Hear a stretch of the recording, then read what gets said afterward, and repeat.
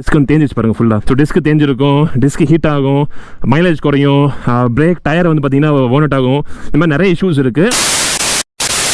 So here welcome back to channel, welcome back to video ride with Kali. So இன்றைக்கி பார்த்தீங்கன்னா நம்ம வந்து மோட்டோவ்ளாக் செட்டப்பில் ஆரம்பிக்கிறோம். வை பிகாஸ் நீங்கள் தமிழில் பார்த்த மாதிரி இன்றைக்கி நம்ம பைக்கில் பார்த்தீங்கன்னா நம்மளோட பிரேக்கோட மெயின்டெனன்ஸ் பண்ண போகிறோம், DIY. ஸோ இங்கே பார்த்தீங்கன்னா நான் உங்களுக்கு ஒரு விஷயம் காமிக்கிறேன். ஐ திங்க் இது வந்து எல்லாருக்கும் நடக்கும் அண்ட் ஹிமாலயன் ரைடர்ஸ்க்கு இப்போ நிறைய பேருக்கு நடந்துகிட்ருக்கு. பிகாஸ் எனக்கு வந்து நிறைய மெசேஜ் வந்துச்சு, ப்ரோ என்னோட பிரேக்கில் பார்த்தீங்கன்னா ஒரு மாதிரியான ஒரு சவுண்டு வருது, சம்டைம்ஸ் பார்த்தீங்கன்னா கடகடன்னு சவுண்டு வருது, பிரேக் வந்து டைட்டாக இருக்குது, பின்வீல் பார்த்தீங்கன்னா ஜாம் ஆகுது அப்படின்னு கேட்டிருந்தாங்க. ஸோ அவங்களுக்காக நான் வீடியோ பண்ணலாம்னு நினைக்கும் போது கடைசி பார்த்தா எனக்கே அந்த இஷ்யூ ஆயிடுச்சு. இங்கே பாருங்கள், உங்களுக்கு தெரியும் நினைக்கிறீங்க பாருங்கள், பின்வீல் வந்து கம்ப்ளீட்டாக ஜாமாக இருக்குது. இது வந்து சுற்றி விட்டா கிட்டத்தட்ட ஒரு 2 ரொட்டேஷன் சுற்றணும். ஆனால் இங்கே பாருங்கள் எவ்வளோ ஜாமாக இருக்குது பாருங்க பாருங்க. ஸோ என்ன ஆகுதுன்னா உங்களுக்கு இங்கே தெரியும் பாருங்க, என்னோட பிரேக் பேடை வந்து பிடிச்சிட்டு இருக்கு. அதாவது இந்த பிரேக் பேடை வந்து டிஸ்கோட அமுங்கி இருக்குது. ஸோ அதனால தான் இந்த இங்கே பாருங்கள் இது வந்து ஜாமாக இருக்குது. ஸோ ரொம்ப சிம்பிளான விஷயம் எப்படின்னா, இந்த பிரேக் பேடை இப்போ நான் வந்து லூஸ் பண்ணுறேன் பாருங்கள், இது வந்து ஜாமாக இருக்குது. இப்போ நான் அதை ரிலீஸ் பண்ண பாருங்கள், தெரியுதுங்களா எவ்வளோ லூஸாக இருக்குன்னு. ஸோ இது என்ன ஆகும்னா, இந்த பிரேக் நம்ம ப்ரெஸ் பண்ணதுக்கப்புறம் உள்ள இந்த இடத்துல ஒரு பிஸ்டன் இருக்கும். இந்த பிஸ்டன் வந்து பிரேக் பட தள்ளதுக்கப்புறம் அது ரிட்டன் வரணும். ரிட்டன் எப்படி வரும்னா, இந்த இடத்துல ஒரு உங்களுக்கு ஓகே, இது மோட்டோவ்ளாக் செட்டப்பில் கொஞ்சம் கஷ்டம் தான். ஓகே, உங்களுக்கு தெரியும் நினைக்கிறேன். ஸோ இந்த இடத்துல ஒரு விஷயம் இருக்குது பாருங்கள், இந்த இது பாருங்கள், இப்போ ப்ரெஸ் ஆகிருக்கு. இது ப்ரெஸ் ஆகி இருக்கக்கூடாது. இது பார்த்தீங்கன்னா ப்ரெஸ் ஆகிட்டு ரிட்டன் வந்துடணும். இப்போ இதுக்கு நடுவில் பார்த்தீங்கன்னா ஒரு சின்ன ஒரு கம்பி மாதிரி இருக்கும். அந்த கம்பி என்ன ஆகுதுன்னா லூப் பண்ணணும், லூப்பில் க்ரீசிங் பண்ணணும். ஸோ அது க்ரீசிங் வந்து க்ரீஸ் இல்லாதனால தான் என்ன ஆகுதுன்னா அது ப்ரெஸ் ஆகிருக்கு. ஸோ நம்ம பிரேக் அடிச்சுட்டு என்ன பண்ணோம்னா, இது வந்து நாங்கள் ஸ்ப்ரிங் மாதிரி சஸ்பென்ஷன் மாதிரி ஒர்க் பண்ணி இது வந்து ரிட்டன் இப்படி வர்றதுக்காக யூஸ் பண்ணுறது. ஸோ அது வந்து வராதனால தான் நம்மளோட பிரேக் டைட் ஆகிடுது. அண்ட் இது டைட் ஆனால நம்மளோட டிஸ்க் வந்து இங்கே பாருங்கள், டிஸ்க் வந்து தேஞ்சிச்சு பாருங்கள் ஃபுல்லாக. ஸோ டிஸ்க் தேஞ்சிருக்கும், டிஸ்க் ஹீட் ஆகும், மைலேஜ் குறையும், பிரேக் டயர் வந்து பார்த்தீங்கன்னா ஓனட் ஆகும். இந்த மாதிரி நிறைய இஷ்யூஸ் இருக்குது. ஸோ இது வந்து சிம்பிளாக நம்ம வந்து வீட்டில் எப்படி நம்ம DIY பண்ணி நம்ம எப்படி இதை வந்து இந்த இஷ்யூ வந்து சார்ட் அவுட் பண்ணலாம்னு சொல்லி உங்களுக்கு காமிக்கிறேன். ஸோ வாங்க வீடியோக்குள்ள போகலாம்.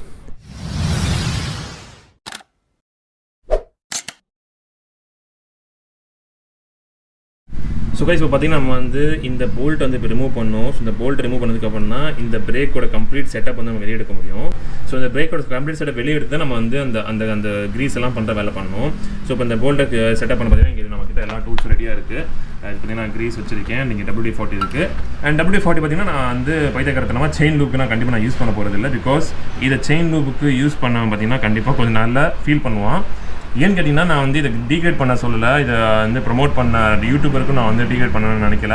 But WD-40 is not a chain lube, it's a chain clean. Nut போல்ட்டுக்கான லூப் பண்ணலாம், பட் செயின் அதாவது ஹை ஃப்ரிக்ஷனில் ஓடக்கூடிய செயினுக்குலாம் பார்த்தீங்கன்னா இது கண்டிப்பாக நாட் ரெக்கமெண்டட். எஸ், இப்போ நம்ம வந்து இந்த போல்ட் வந்து ரிமூவ் பண்ணலாம். ஸோ கைஸ் பார்த்தீங்கன்னா இப்போ வந்து நம்ம வந்து போல்ட் வந்து அந்த நட்டை வந்து லாக் நட் வந்து ரிமூவ் பண்ணிட்டோம். இப்போ வந்து இதை கொஞ்சம் தட்டி வெளியே எடுக்கணும். அண்ட் இதில் பார்த்தீங்கன்னா ஒரு வாஷர் இருக்குது. இந்த வாஷரை எடுத்து சேஃபாக அப்படி ஓரமாக வச்சுருவோம். இந்த லைட்டை அப்படி தட்டினாலே வெளியே வந்துடும் actually.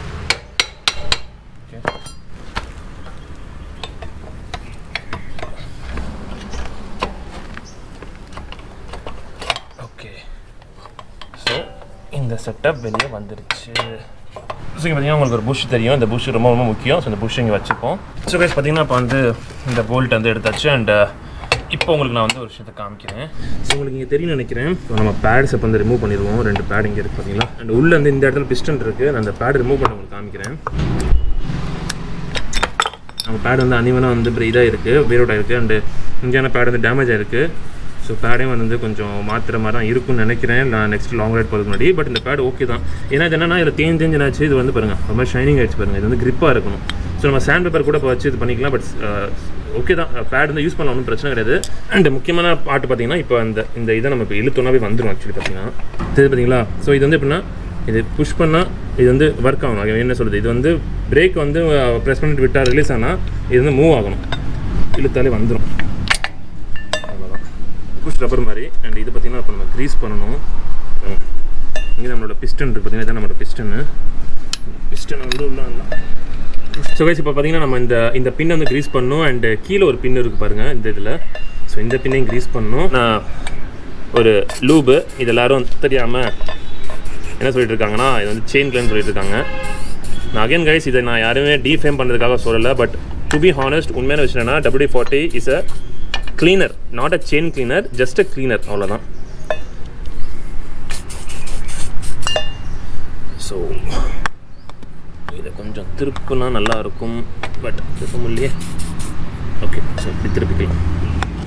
So steel plate cables ரொம்ப நீங்கள் புஷ் பண்ண வேணாம். ஸோ அதே மாதிரி இந்த இடத்துல பார்த்தீங்கன்னா இந்த ரப்பரையும் இழுத்தா வந்துடும். ஓகேங்களா, இந்த ரப்பரும் வந்துருச்சு. இந்த ரப்பரையும் க்ளீன் பண்ணிக்கலாம்.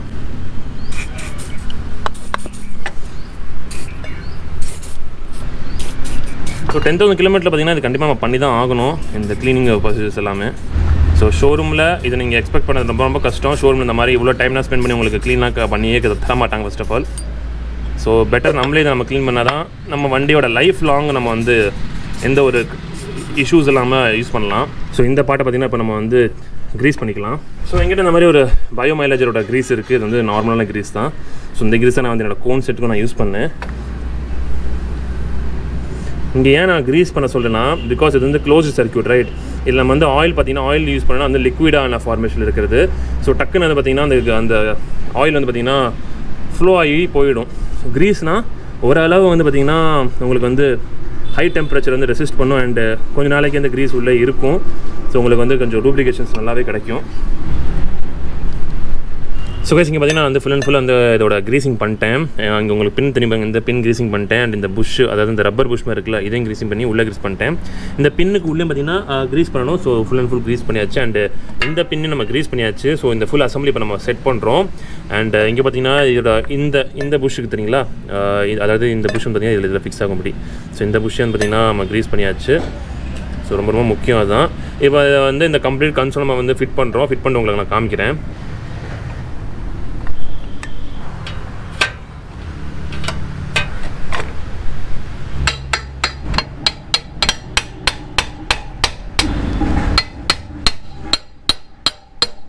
ஸோ பேட் பார்த்தீங்கன்னா நம்ம பேடிங் ரெடியாக இருக்குது. ஸோ பேடை க்ளீன் பண்ணிக்கலாம் ஃபஸ்ட்டு. ஆனால் பேடில் வந்து பார்த்திங்கன்னா கொஞ்சம் அந்த WD-40 லூப் அடிச்சு க்ளீன் பண்ணேன்.